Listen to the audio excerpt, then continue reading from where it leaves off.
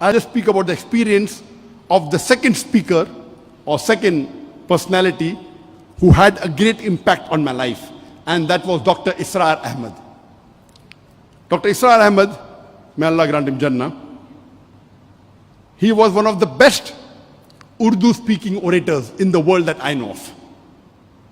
So I traveled all the way to Pakistan in 1991 to meet Dr. Israr Ahmed. He was a medical doctor. He wasn't trained in any Islamic institute or Islamic university. He was a medical doctor inspired by Maududi, Jamaat Islami, went to Tabligh Jamaat, then started his own organization, Tanzim Islam.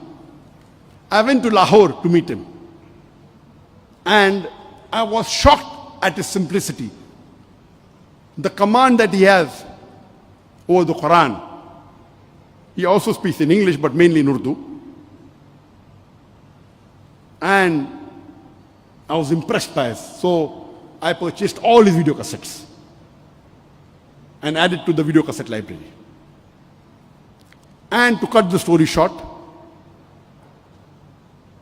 I learned many things from him. I'll just mention two important things I learned. Number one, he told me that I told about my background. I'm a medical doctor. I've just passed. And in 1991, I finished my medical studies and I was doing my internship when we started the organization. In 1991, in 1990, I finished my medical studies. For 1 year, there was internship. And during internship, I had more time, so we started the organization. So I told him, I've just finished my medical studies. I would like to become a surgeon, do my MS, and I'm interested in Dawah. So he told me, son, you have to choose between the two. Either you choose your medical practice or Dawah. I, being a medical doctor, I practiced for 7 years and tried to do both. I could not. If you want to specialize, choose between the two one thing. Then, after his guidance, I chose to become a Da'i. The second thing I learned from him was, he told me that if you want to become a Da'i, see to it that you make your personal needs the minimum. I said, why?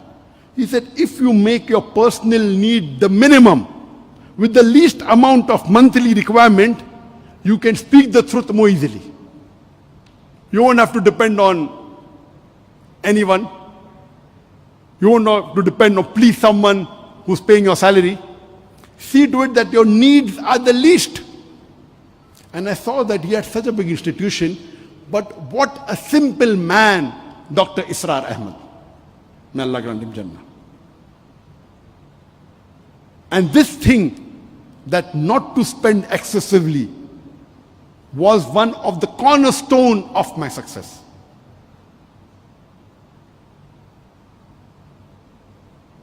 But today, I require only 2,000 ringgit a month for me and my wife to survive. Only 2,000 ringgit. Very comfortably.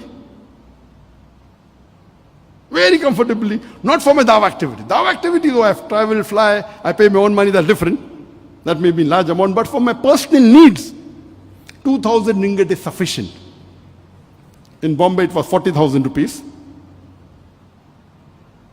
Here it is 2,000 ringgit, sufficient. Inshallah, time permits, I'll come to it later on. So these two things I learned from Sheikh Ahmed Deedat. And when I came back, I told my parents, initially when we started the organization, Islam Research Foundation, I told my parents I will only be giving 2 hours a week. Because once I finished my internship, when I joined the MS surgery, I have to be there 24/6 or 6.5. Maybe I get half a day in a week free. So I spend some time with my family and 2 hours in this organization. But then I decided I will not do my post-graduation. I told my parents, I want to give 2 hours a day for Dawah and the balance time for my medical practice. My father had a roaring practice. My elder brother, Dr. Muhammad Naik, also was a doctor. And my brother, he was a very good orator. So when Sheikh Ahmed Deedat came, he was the MC. Because he was the Secretary General of his medical college. Very good orator. Not an Islamic speaker, but a general orator. So that's how Sheikh Didas was impressed. So I told my parents, 2 hours dawah, remaining medical practice. After a couple of months, I said 50% dawah, 50% medical practice. They said, no problem. Then I said 2 hours medical practice, remaining dawah. They said, no problem.